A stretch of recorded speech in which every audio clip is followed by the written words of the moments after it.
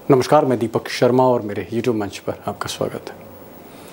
दोस्तों, राहुल गांधी अब 2014 और 2019 वाले नेता नहीं हैं। जी हाँ, वो कमज़ोर विपक्षी नेता अब वो नहीं रहे। राहुल गांधी आज की तारीख में राहुल गांधी एक ताकतवर अपोजिशन लीडर हैं, जिनके पास यानी इंडिया के पास 236 से ज़्यादा सांसदों की ताकत है। तो एक तरफ मोदी हैं जो बैसाखियों पर हैं, और दूसरी तरफ एक बेहद मजबूत विपक्ष, एक ऐसा विपक्ष जो किसी भी मुद्दे पर आप मोदी जी के नाक में दम कर सकता है। और शायद इसीलिए दो हाथ करने जा रहे हैं मोदी से इस लोकसभा सत्र में। 26 तारीख को, यानी इसी 26 को पहले स्पीकर का चुनाव है, फिर 27 जून से लोकसभा का सत्र शुरू हो रहा है। और शायद यही वो दिन होगा जब राहुल गांधी मोदी जी का बैंड बजाना शुरू करेंगे। अब यूँ तो राहुल गांधी की हिट लिस्ट में मोदी के चाणक्य हैं, सबसे ऊपर मोदी के चाणक्य हैं, लेकिन राहुल गांधी ने जितने भी अपोजिशन लीडर हैं, यानी इंडिया के जितने भी साथी हैं, सबसे बात करी, सिलसिलेवार तरीके से बात की है कि किस तरह से अपोजिशन को एक्सपोज करना है मोदी के मंत्रियों को, जिसमें अमित शाह भी हैं और कुछ और मंत्री भी हैं। उनकी अखिलेश यादव से बात हुई, लंबी बातचीत हुई है। उन्होंने सलाह जो है ममता बनर्जी से भी ली है, जिनको काफ़ी राहुल गांधी मानते हैं। तेजस्वी के साथ भी बातचीत हुई है, खासकर जो नीट के पेपर जिस तरह से लीक हुए हैं। स्टालिन से, तमिलनाडु के मुख्यमंत्री स्टालिन से भी राहुल गांधी ने डिस्कशंस की हैं, पॉइंट टू पॉइंट डिस्कशंस की हैं, सहमति ली है। उद्धव ठाकरे और शरद पवार को भी राहुल गांधी साथ में लेके चल रहे हैं। यहाँ तक कि आम आदमी पार्टी जो इस वक्त संकट में, उनके भी कुछ नेताओं से बात की है। एक कॉमन स्ट्रैटेजी बना के राहुल गांधी इस बार मैदान में उतर रहे हैं। और जैसे मैंने पहले कहा कि मोदी के कई ऐसे मंत्री हैं जिनके खिलाफ सबूत बाकायदा राहुल गांधी ने इकट्ठे किए, और बहुत से जो सबूत हैं, जो साक्ष्य हैं, जो एविडेंस हैं, ये मोदी जी की, आप कह सकते हैं, चूल्हे हिला सकते हैं इस बार।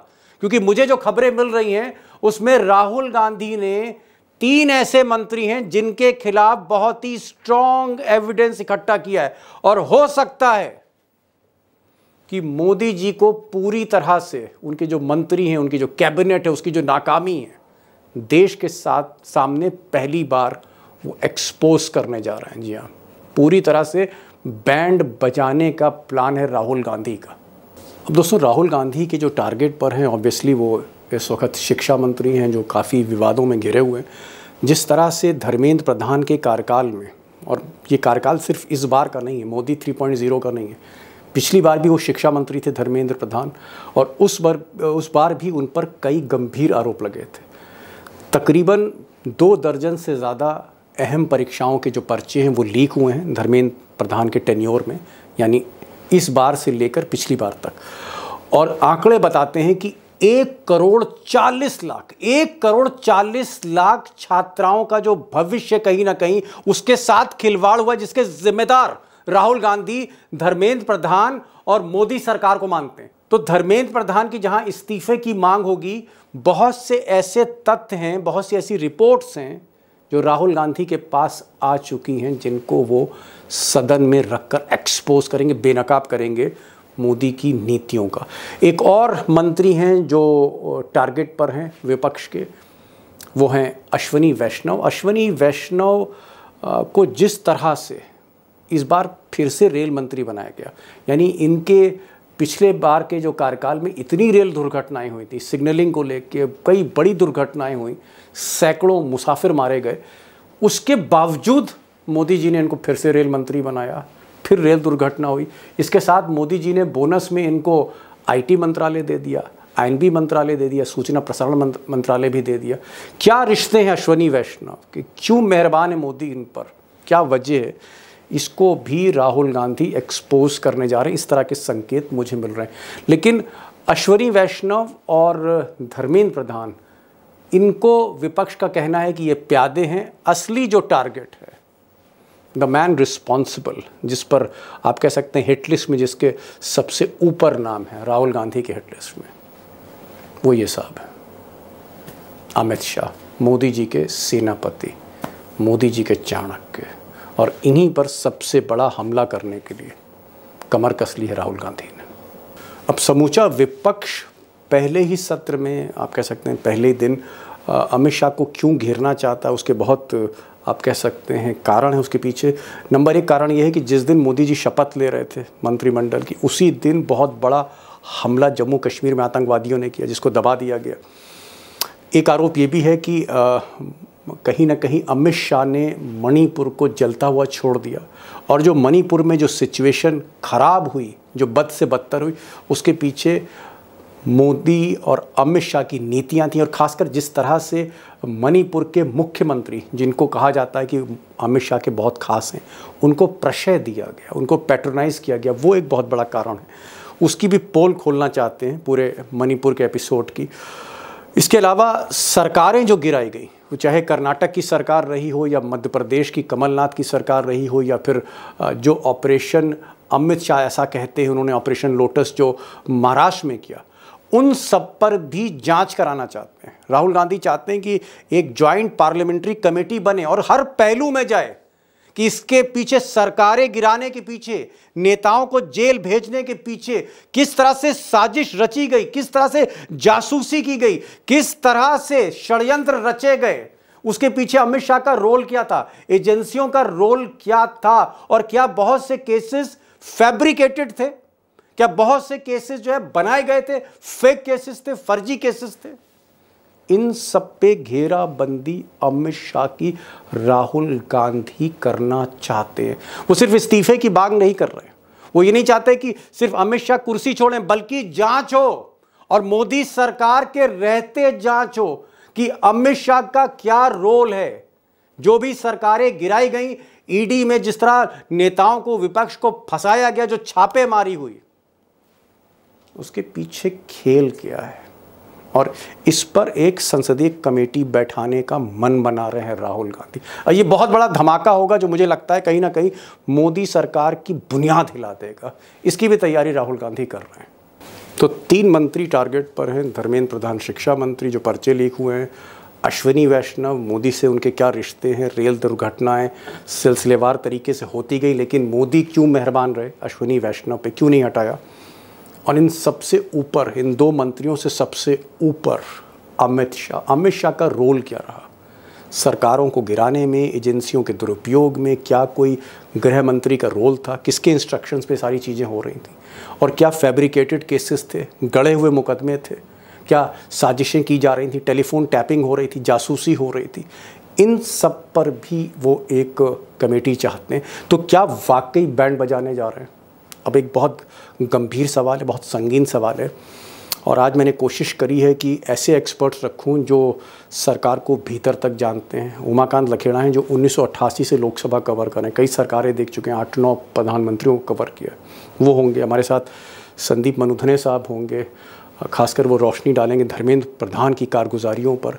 और हमारे साथ प्रोफेसर रविकांत हैं जो राहुल गांधी की स्ट्रैटेजी, विपक्ष से जो उनकी बातचीत हो रही है, उनकी रणनीति क्या है, राहुल गांधी का ब्लूप्रिंट क्या है, किस तरह से वो मोदी को एक्सपोज करने का पूरा जो उन्होंने प्लान तैयार किया है वो क्या है।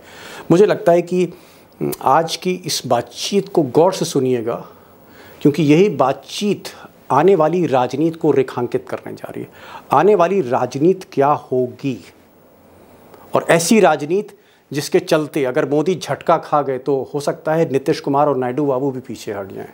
तो बहुत इम्पॉर्टेंट आज की बातचीत है, और मेरी गुजारिश आपसे इसको गौर से सुनिएगा। चलते हैं सीधे उमाकांत लखेड़ा साहब के पास, प्रोफेसर रविकांत जो लखनऊ में हैं, और संदीप मनुधने जो इंदौर में, इनके पास चलते हैं, सुनिए इनको क्या कहना चाह रहे हैं इस बड़े खेल पर। मेरा सवाल ये है कि आपको इतना एक्सपीरियंस है, आपने हजारों स्टूडेंट्स डॉक्टर, इंजीनियर बना दिए हैं, आप खुद IITian हैं।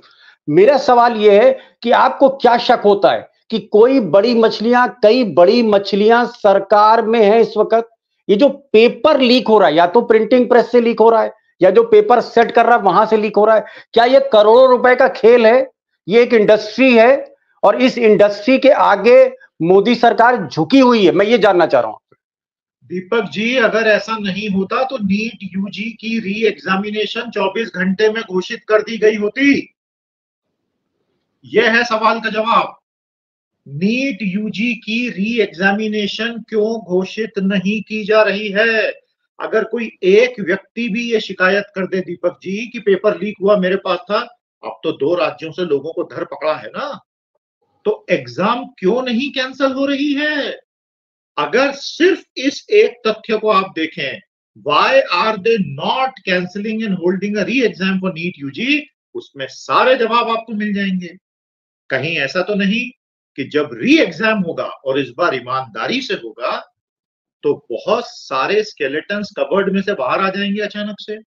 तो ये तो कहीं ना कहीं, देखिए, कोई एक आध छोटी मोटी परीक्षा कभी कभार लीक हो जाती थी बरसों में, कोई राज्य के स्तर पे। एक बार कैट का पेपर भी लीक होने की शिकायत है, तो कैट स्क्रैप होकर नहीं कैट हुई थी उस साल, आईआईएम की बात कर रहा हूं। लेकिन एक के पीछे एक के पीछे एक के पीछे एक एग्जाम का कैंसिल होना, पेपर का लीक होना, और अब तो एडवांस में एनटीए बोल रहा है मैं इस एग्जाम को पोस्टपोन कर रहा हूं। मतलब इससे बड़ी त्रासदी वो लाखों करोड़ों स्टूडेंट, उनके माता पिता जो 5-5, 4-4, 3-3 सालों से लाखों रुपए लगा के अपने इमोशन, ये एक ऐसा अत्याचार हम इस देश के युवा पे कर रहे हैं।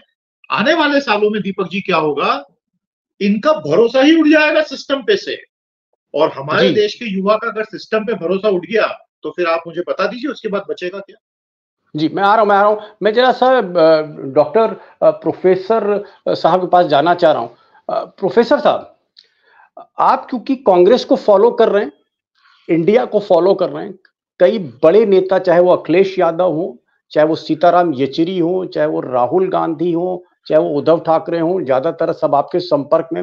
मैं एक चीज ये पूछना चाह रहा हूं, मेरे पास जो जानकारी है, राहुल गांधी ने अखिलेश यादव से भी बात की है, ममता बनर्जी से भी बात हुई है, सीताराम येचुरी से बात हुई है, उद्धव ठाकरे, शरद पवार से बात हुई है, और राहुल गांधी ने कई ट्वीट्स किए हैं, उन्होंने कई प्रेस कॉन्फ्रेंस भी की है, बयान भी दिया है, और वो कह रहे हैं कि धर्मेंद्र प्रधान को जाना होगा, कुर्सी छोड़नी होगी, वरना हम कंप्रोमाइज नहीं करेंगे। और आज सीताराम येचुरी जो एक तरह के सूत्रधार हैं इंडिया के, उन्होंने कह दिया है कि वी वांट रेजिग्नेशन, इस्तीफा दीजिए तब हम आगे बात करेंगे। तो ये जो 27 तारीख से, क्योंकि 26 तारीख को स्पीकर का चुनाव है, 27 तारीख का असली सत्र शुरू हो रहा है, क्या बिना सर कलम किए शिक्षा मंत्री का, इस देश के सर कलम से मेरा मतलब है गद्दी से उतारे बिना, क्या विपक्ष कंप्रोमाइज नहीं करेगा? क्या धर्मेंद्र प्रधान के लिए अब उनके कैरियर का संकट शुरू होने जा रहा है?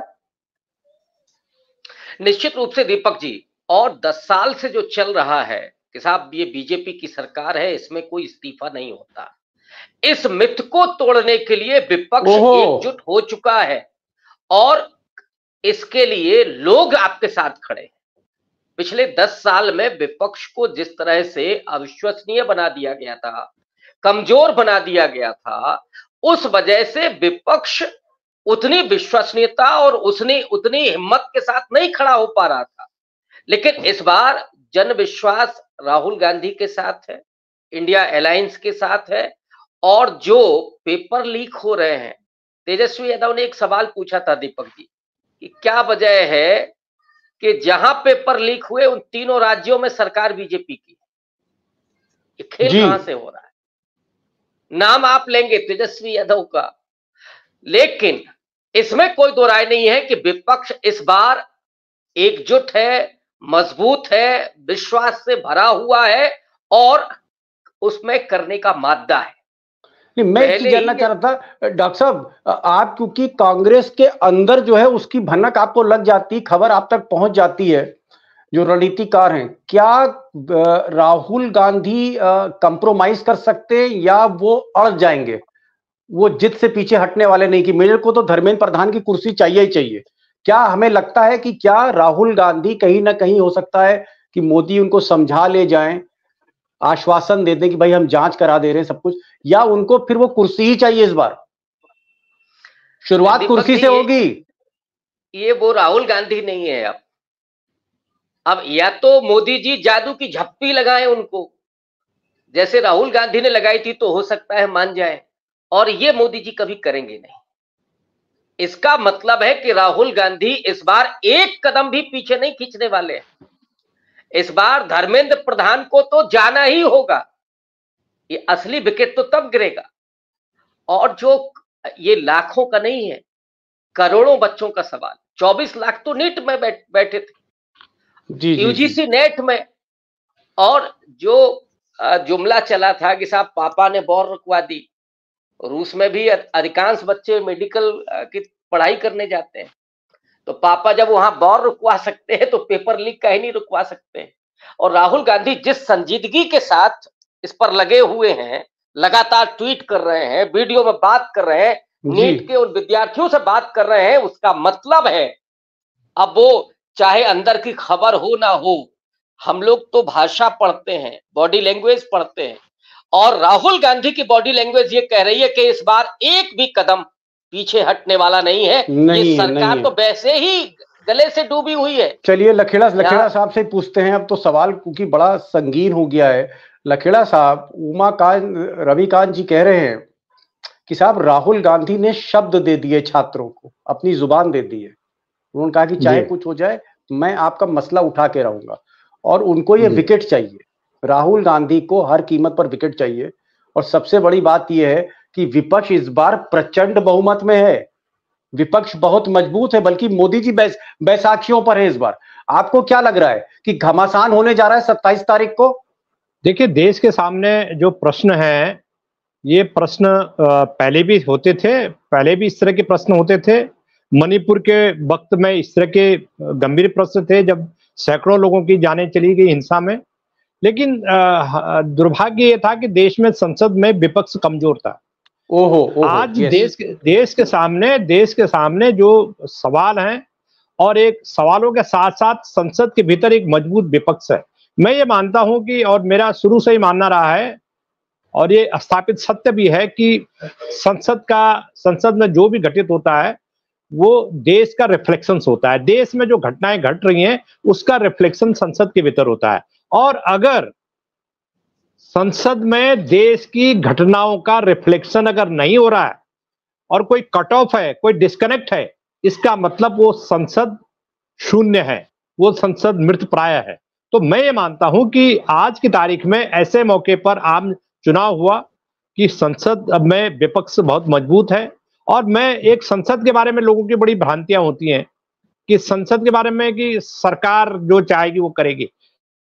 संसद अकेले सरकार नहीं होती है। संसद में जब तक विपक्ष नहीं है तो उसको संसद नहीं कहा जा सकता। जब तक संसद में न्यायपालिका के मुद्दे, कार्यपालिका के मुद्दे, और सबसे महत्वपूर्ण यह है कि जो कम्युनिकेटर है, संसद में जो घटनाएं घट रही हैं, जो चर्चाएं हो रही हैं, जो बहस हो रही हैं, जो कानून बन रहे हैं, और जो देश के, जैसे मैंने कहा कि देश को प्रतिबिंबित कर रही है संसद जो देश की धड़कन होती है। मेरा जो बहुत छोटा सा सवाल है और छोटा सा जवाब मैं चाह रहा हूं, बहुत मुख्तसर सा जवाब चाह रहा हूं, क्योंकि 2014 में तो इस देश में नेता विपक्षी नहीं था, 2019 में भी कोई लीडर ऑफ अपोजिशन नहीं था, अपोजिशन की कोई आवाज ही नहीं थी, कोई मतलब ही नहीं था।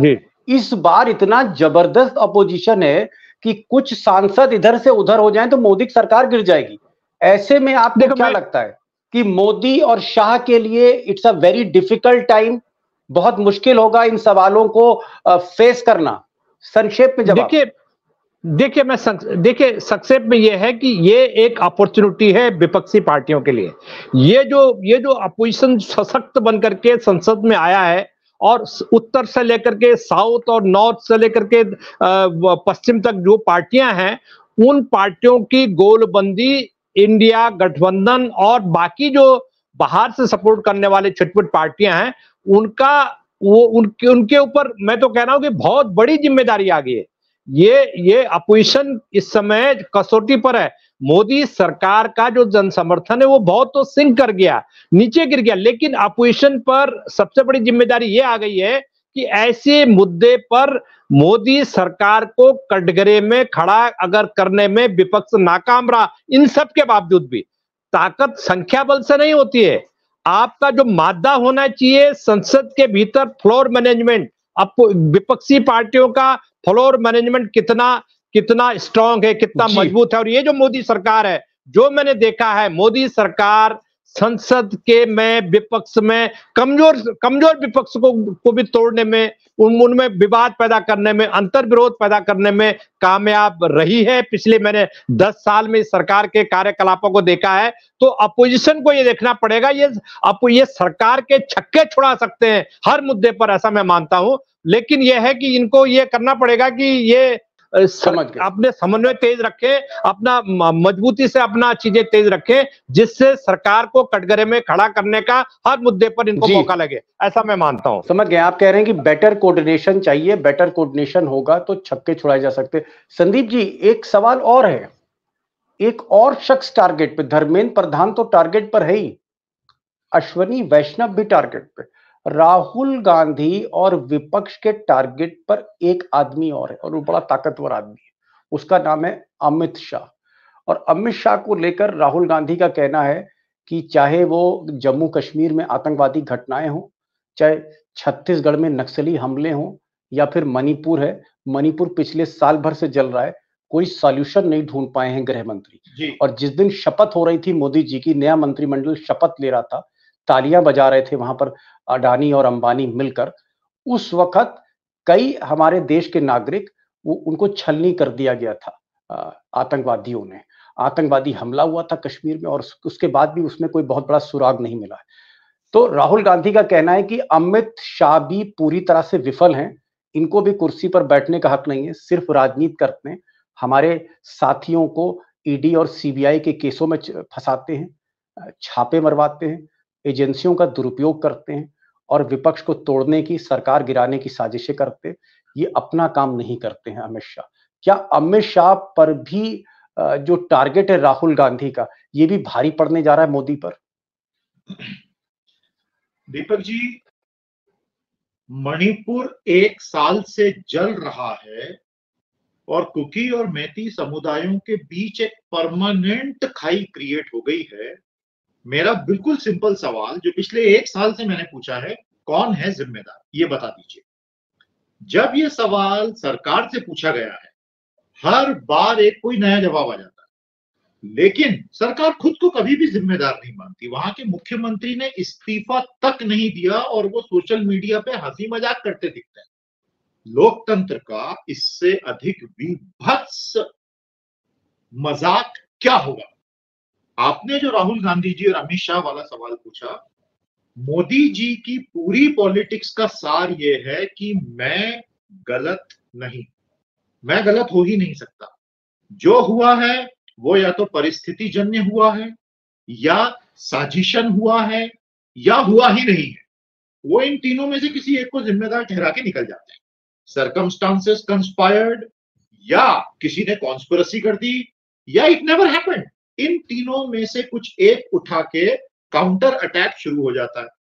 देखिए, देश में समस्या ये हो गई है कि सच बताना इसलिए कठिन हो गया है क्योंकि 90% मीडिया एक तरफा सरकार की बातें करता है, और संसद को निष्प्रभावी 10 साल से रखा गया, वो अब बदल गया है।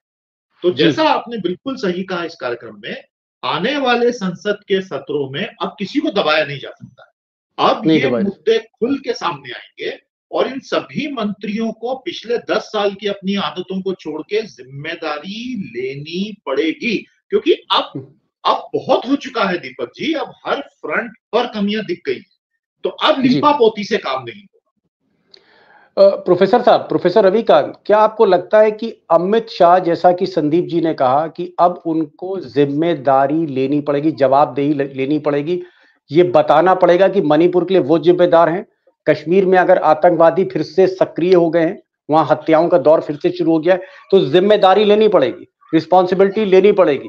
अगर वो नहीं लेते हैं तो राहुल गांधी का कहना है कि हम एक दिन नहीं छोड़ेंगे उनको। क्या आपको लगता है कि अमित शाह वो भी कहीं ना कहीं बैकफुट पर दिख रहे हैं आपको? दीपक जी, युद्ध का मैदान हो या फिर राजनीति, दुश्मन के सबसे मजबूत मोर्चे पर हमला करके ही आप जीत हासिल कर सकते हैं, और अमित शाह नंबर 2 है। और सरकार किसके हाथ में है, किसकी चलती आ रही है? नरेंद्र मोदी और उनकी छाया अमित शाह। राहुल गांधी की ये रणनीति है के सबसे मजबूत और सेनापति है, वो रणनीतिकार है भारतीय जनता पार्टी के, इस सरकार के चाणक्य माने जा रहे हैं, उन पर हमला करना सबसे बुनियादी होगा विपक्ष के द्वारा। धर्मेंद्र प्रधान और अश्विनी वैष्णव अब मोदी और अमित शाह के सामने प्यादे हैं, चंगू मंगू हैं, वो प्यादे हैं, चंगू मंगू हैं। असली खेल यहां है। तो मैंने कहा कि सबसे मजबूत मोर्चे पर चोट करना और उसको एक्सपोज करना। होम मिनिस्ट्री के हाथ में सब कुछ, चाहे दिल्ली में चल रहा हो, और ये जो पेपर लीक हो रहा है उसमें आपका LIU IB से लेकर के सारा कुछ इंटेलिजेंस आपके हाथ में है। धारा 370 आपने खत्म कर दी। आपने पूरे देश को डंके की चोट पर बताया कि साहब आतंकवाद खत्म हो जाएगा नोटबंदी के जरिए। क्या हुआ? आतंकवाद नहीं खत्म हुआ। जिम्मेदारी किसकी है? अमित शाह की। ये उत्तरदायित्व बताना और फिर इस्तीफा मांगना, ये जिम्मेदारी है विपक्ष की। अगर विपक्ष ये नहीं करता है तो ये उसका निकम्मापन है। और अब विपक्ष ये अपने ऊपर कलंक नहीं लगाना चाहता, क्योंकि लोगों ने उसको मजबूत विपक्ष के रूप में मत किया है और जवाब मांगने के लिए वहां पर भेजा है। तो पार्लियामेंट के बाहर से लेकर के, राहुल गांधी तो आदी हो चुके हैं ना सड़क पर, सड़क से लेकर के संसद समझ गया डॉक्टर साहब, समझ गया। जवाब ही नहीं मांगे जाएंगे दीपक जी। इस बार इस्तीफे भी मांगे जाएंगे और इस सरकार को जनता के कटघरे में खड़ा किया जाएगा। मैं समझ गया। जिस तरीके से एक्सपोज हुए हैं, नौजवान हो, किसान हो, दलित हो, पिछड़ा हो, अभी कास्ट सेंसस भी, इतने सारे मुद्दे आने। मैंने आपने बड़ी बात कही प्रोफेसर साहब। आपने कहा कि असली हमला जो है वो सेनापति पर ही बोला जाता है और ये राहुल गांधी का मास्टर स्ट्रोक है।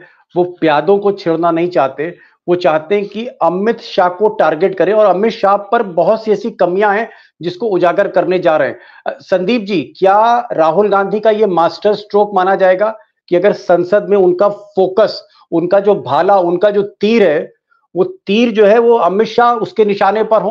क्या अमित शाह को टारगेट करना अश्विनी वैष्णव और धर्मेंद्र प्रधान से कहीं ज्यादा मोदी जी के लिए एक परेशानी का सबब हो सकता है? दीपक जी, ये मास्टर स्ट्रोक नहीं होगा, ये उनका मूलभूत लोकतांत्रिक कर्तव्य है। हमारा लोकतंत्र का इतना पतन हो चुका है कि आज एक आम नागरिक ये सोच रहा है कि अगर राहुल जी ने अमित शाह से सवाल पूछ लिए तो ये मास्टर स्ट्रोक हो जाएगा। आप सोचिए, 2014 के पहले प्रधानमंत्री से कड़कड़ाते हुए सवाल हर हफ्ते प्रेस मीट में होते थे। तो यहां संसद के भीतर अगर राहुल गांधी या प्रियंका गांधी या अखिलेश यादव ने अमित शाह से या नरेंद्र मोदी से या अश्विनी वैष्णव से या धर्मेंद्र प्रधान से सवाल कर लिए, यकीन मानिए ये सबसे मिनिमम लोकतांत्रिक कर्तव्य है उनका उन लोगों के प्रति जिन्होंने पूरे विश्वास से इंडिया अलायंस को 230 से ज्यादा सीटें दी हैं, बदलाव का वोट दिया है, उत्तर प्रदेश में इनको मेजॉरिटी की सीटें दी हैं। वो चाहते हैं कि अकाउंटेबिलिटी की सरकार हो, सवाल पूछे जाएं। मैं यहां तक कहूंगा कि अगर राहुल जी, प्रियंका जी, बाकी के जितने भी सांसद हैं सभी, अगर वो ये सवाल जवाब नहीं करते हैं, चूक जाते हैं संसद के भीतर और संसद के बाहर, तो उन्हें तो अपने पदों पे रहने का अधिकार ही नहीं होगा आज की परिस्थिति। दीपक जी, जी लास्ट क्वेश्चन मैं उमाकांत लखेड़ा साहब से पूछूंगा। एक सवाल उमाकांत जी, प्रोफेसर साहब ने कहा, उन्होंने कहा कि देखिए धर्मेंद्र प्रधान हो या फिर रेल मंत्री अश्विनी वैष्णव हो, ये एक प्यादे हैं। ये जो बिसात बिछाई है मोदी ने, उसमें ये सिर्फ प्यादे हैं। असली जो वजीर है वो अमित शाह है और अमित शाह की कमियों और खामियों को भी एक्सपोज करना चाहते हैं राहुल गांधी। राहुल गांधी की रणनीति है और इस बार अमित शाह भी उनके टारगेट पर हैं। और आरोप विपक्ष का यह है कि चाहे कश्मीर हो, वहां पर आतंकवादी सक्रिय हुए हैं फिर से, मणिपुर की आग अभी तक नहीं बुझी है और छत्तीसगढ़ की इस बेल्ट में नक्सल दिन पर दिन हावी हो रहे हैं। यानी कुल मिलाकर अमित शाह एक तौर पे विफल रहे। आपको लगता है कि विपक्ष के टारगेट पर अगर अमित शाह रहेंगे तो जो गुजरात लॉबी है इसकी कहीं ना कहीं बुनियाद हिलेगी? मैं ये मानता हूं आपके प्रश्न के उत्तर में कि आज देश में जितने भी सोशल एथनिक उथल पुथल हो रही है, उसके लिए आंतरिक सुरक्षा उसके कारण जिम्मेदार है, और उसके जिम्मेदार एक ही व्यक्ति है, उनका नाम अमित शाह है। वो न केवल देश में तमाम जो कॉन्फ्लिक्ट्स हो रहे हैं, कम्युनल टेंशन्स हो रही हैं, पिक एंड चूज हो रहा है, और ऐसे कानून बनाए जा रहे हैं जिन कानूनों का भारत में कोई मतलब नहीं है। ऐसे कानून जो देश के ह्यूमन राइट का, मानव अधिकारों का हनन करते हैं। यूएपीए से लेकर के तमाम जो कानून हैं, ये कानून यूएपीए कांग्रेस के जमाने में आए, ये कहना कि बीजेपी यूएपीए लाए, लेकिन उसमें इन्होंने कुछ ऐसे संशोधन कर दिए कि आप किसी को भी आप बंद कर दे 10 साल के, उसमें आपने पीएमएलए जो है, पीएमएलए जोड़ दिया, उसमें पीएमएलए जोड़ दिया। ईडी के साथ में आर्थिक अपराधों के खिलाफ पहले भी होते थे, लेकिन इस सरकार की जो मंशा है, जो नियत है, वो बेसिकली खुद टेरर, ये सरकार जो है खुद एक आतंकवाद फैलाने लगे देश में, और उसमें आतंक का जो कॉमन सिटीजन है, कॉमन मैन है, जिससे इस देश को जाना जाता है कि इस देश में कॉमन मैन का कोई कंसर्न है सरकार के प्रति, कोई जवाबदेही है, कोई अकाउंटेबिलिटी है। तो मुझे ऐसा लग रहा है कि इस देश में जो भी बुरा हो रहा है, सामाजिक असुरक्षा है, जो भी कॉन्फ्लिक्ट्स हो रहे हैं, सोशल कम्युनल कॉन्फ्लिक्ट्स हो रहे हैं, उसके लिए एक व्यक्ति है जिम्मेदार है, उसका नाम अमित शाह है।